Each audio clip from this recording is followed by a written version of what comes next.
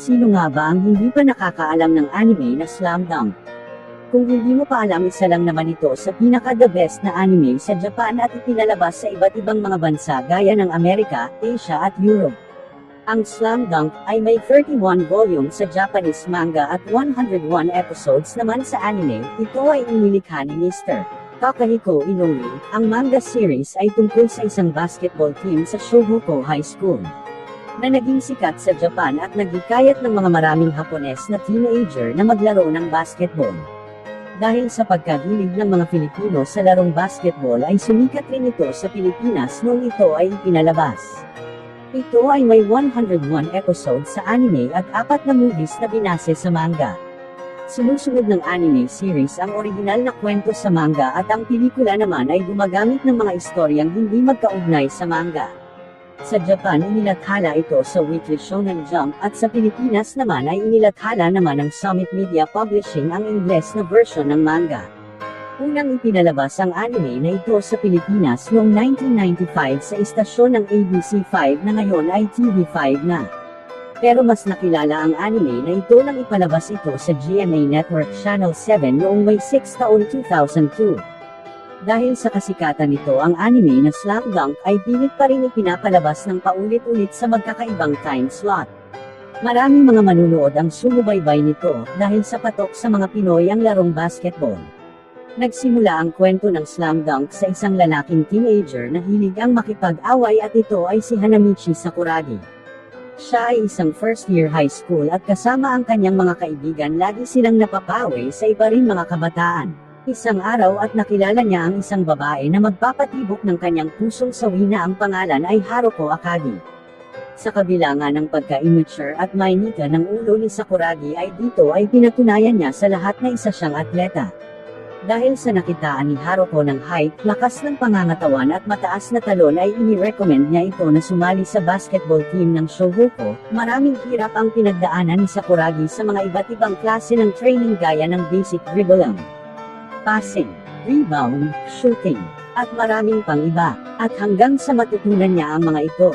Sa dulo ng anime series ay tinalo nila ang team ng Ryunan para makapasok sa top 2 ng distrito ng Kanagawa at makapaglaro sa Inter-High Tournament. Ngunit hindi na ito nasundan pa sa anime series. Pero sa manga ay tuloy pa rin ito sa Inter-High na kung saan ay nakalaban nila ang mga magagaling na team sa iba't ibang distrito. Hanggang sa makalaban nila ang team ng Sanno para sa top 8 ng kanilang bracket. Pinahirapan ng Sanno ang team ng Shohoku sa kanilang laban, naging dikit ito at sa huli nanalo ang team ng Shohoku by 1 point sa score na Shohoku 79, Sanno 78. Na mula sa winning jump shot ni Hanamichi Sakuragi. At sa magandang pasa ni Kaide Rukawa, ngunit pagkatapos ng laban nila sa Sanno ay natalo sila sa sumunod na laban mula sa team ng Aiwa sa kadahilanan wala na natitirang stamina ang team ng Shohoku mula sa laban nila sa Sanno at bukod pa doon ay na-injury si Hanamichi Sakuragi. Ang team ng Kainan ay nagtapos sa top 2 ng Inter-High. At doon na rin nagretiro si Akagi at Kogure sa high school. Si Ryota Miyagi na ang pumalit bilang captain ng team ng Shohoku at si Sakuragi naman ay nagpapagaling sa kanyang back injury na nakuha sa laban nila sa Sanno kaya ito nasa hospital.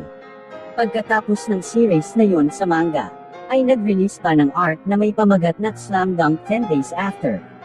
Lahat ay naghahanda para sa Winter Cup Tournament.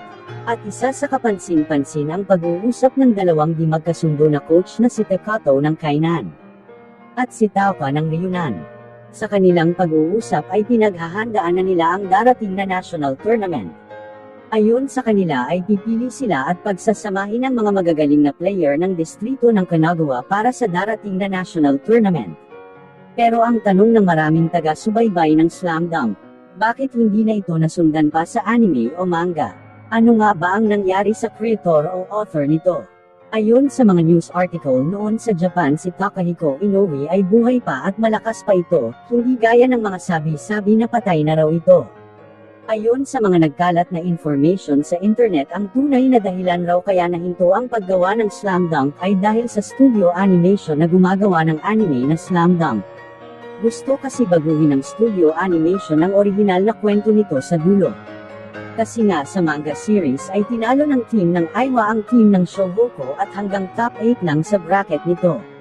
Ngunit sa idea ng studio animation at sponsor nito ay gusto nilang baguhin ang resulta sa Inter-High at gawing champion ang Shohoku sa Inter-High tournament. Ngunit hindi pumayag si Takahiko Inoue na baguhin ang original na kwento nito sa manga series. Nakakalungkot ng isipin na ang isang napakagandang at inaabangan na anime noon ay wala ng karugtong pa. Hanggat hindi binabago ni Takahiko Inoue ang kanyang desisyon ay tigil na muna ang pag-release nito na umabot na nga ng 2 dekada. Naaalala ko pa na inaabangan talaga namin ito pag uwi namin sa school at kahit paulit-ulit pa ipalabas sa TV ang lupad kasi diba ang naalala mo sa anime na Slam Dunk? Comment mo naman sa comment section.